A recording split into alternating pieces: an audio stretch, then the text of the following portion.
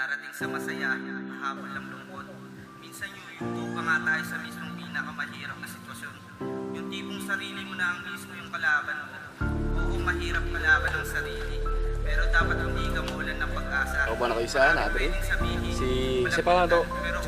Jomar. Kauban ako si Jomar. No, di na pa isa kapambot dito, naguna na. Kaya na pa kong kauban isa. Akong utol. Oh.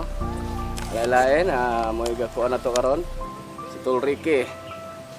Hindi ko akalaing magpapalamon ka sa iyong problema. Ikaw kasi yung taong palagi lang masaya. At ika'y palatawa at naaasahan pa. Nakakabigla lang talaga ang iyong pagkawala. Di ko inaasahang mangyayari to sa'yo. Di mo na kinaya ang problema na dala mo. Bakit mas pinili mong mawala sa mundong to? Lahat naman ng pagsubok na lalagpasan mo.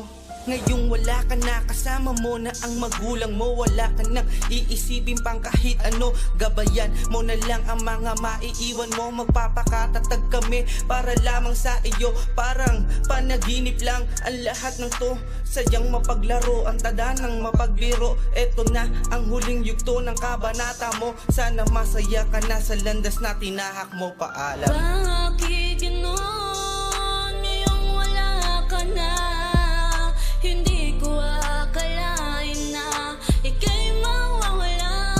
Hanggang ngayon tanong sa amin ang dahilan ng iyong paglisan. Sana'y masaya ka na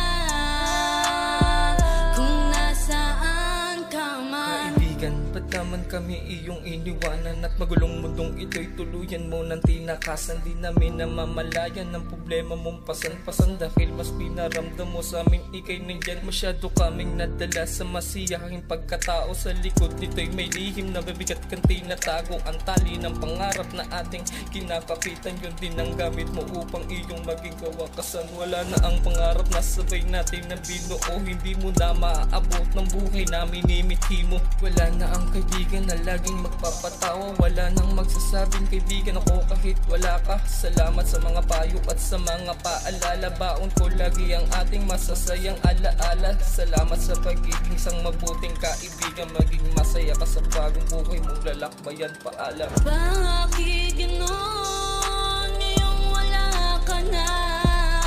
Hindi ko akalain na ika'y mawawala. Hanggang ngayon tanong sa amin ang dahilan ng iyong paglisan. Sana'y masaya ka na